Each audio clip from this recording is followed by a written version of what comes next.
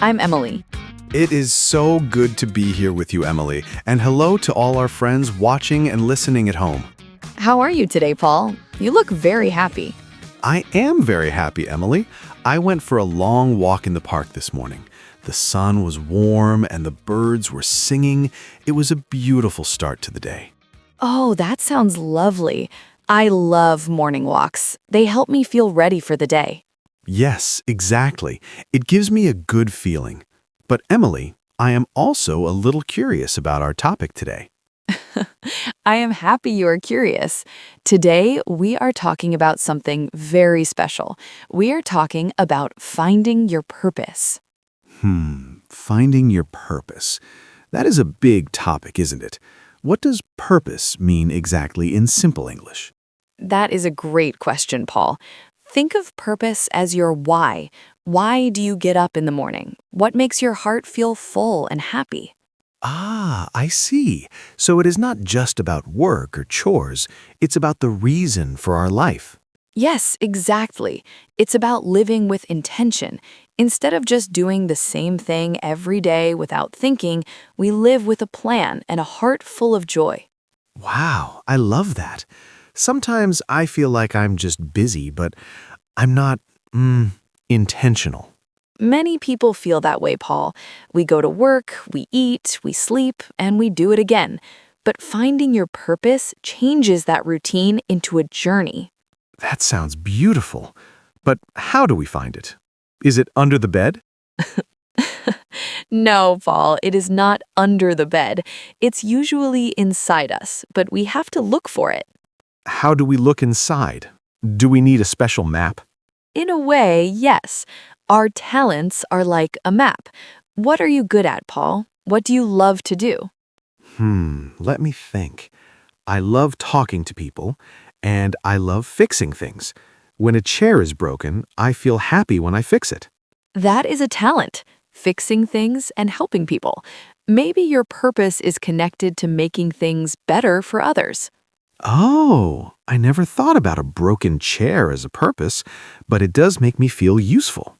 Exactly. Being useful is a big part of finding your purpose. It makes us feel like we belong. But Emily, sometimes I am afraid. I want to try something new, but I think, what if I fail? That is very normal, Paul. Fear of failure is something we all feel, but failure is just a teacher. A teacher? I don't like that teacher. He gives hard lessons. Yes, but those lessons are the most important ones. I have a small story about that. Can I share it? Yes, please. I love your stories. Well, my cousin Sarah was a very successful bank manager. She had a lot of money, but she was not happy. She felt like she was missing something. She had a good job, but no purpose? Yes, one day she went to a small art class. She was terrible at painting. Her first picture looked like a big green blob. A green blob? That is funny. Did she stop?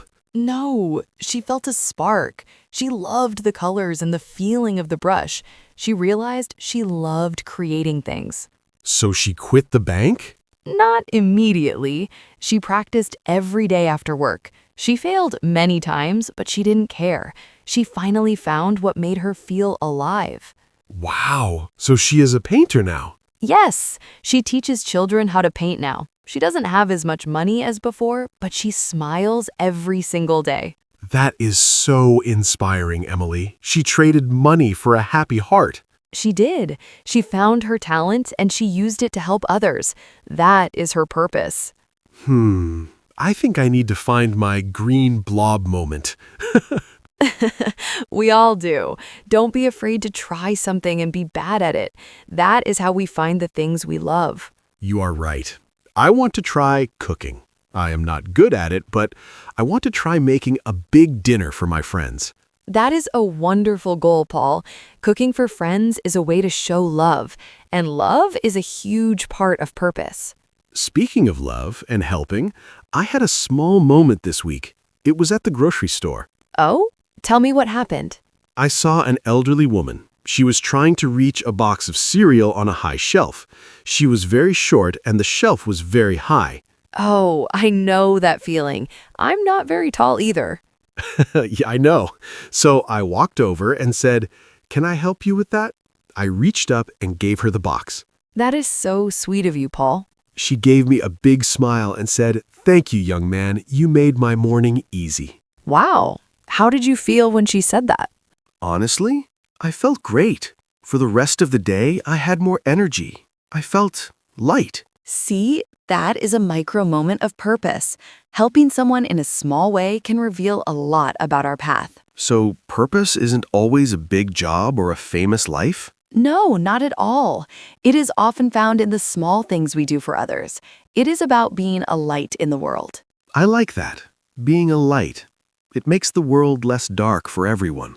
Yes, exactly. If you are enjoying this conversation, don't forget to like the video, subscribe to the channel, and share it with a friend who is learning English. Yes, we love having you here with us. It gives us a sense of purpose to help you learn English. It really does. Helping you all learn makes me so happy. It is definitely part of my why. Emily, I have a question. What happens when life is very hard? Can we find purpose in pain? That is a deep question, Paul. Yes, I believe we can. Sometimes our biggest challenges teach us our greatest lessons. Like when I lost my job last year? That was very painful for me. Exactly.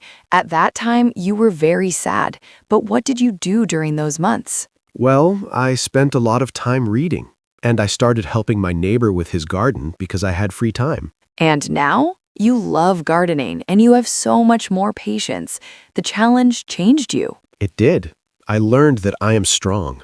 I learned that I don't need a fancy job to be a good person.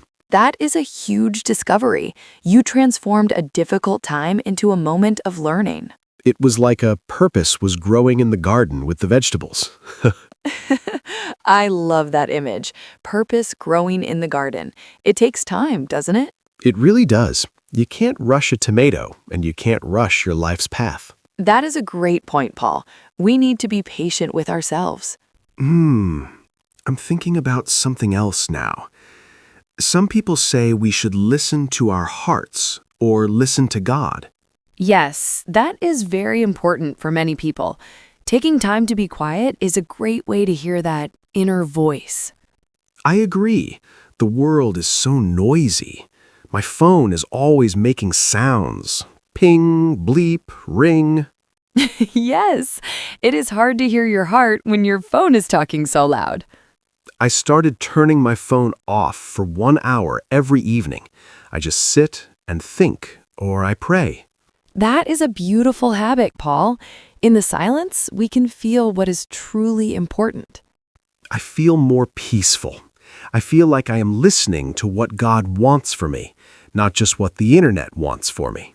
That is so true. Our purpose is often a quiet feeling, not a loud shout. Like a small whisper? Yes, exactly. A whisper that says, "This is the way. Walk here." I think my whisper is telling me to be more kind and to use my voice to encourage people. I think you are doing a great job at that right now, Paul. You encourage me every day. Thank you, Emily. That means a lot. You encourage me too. We are a good team, helping each other find our way. We are.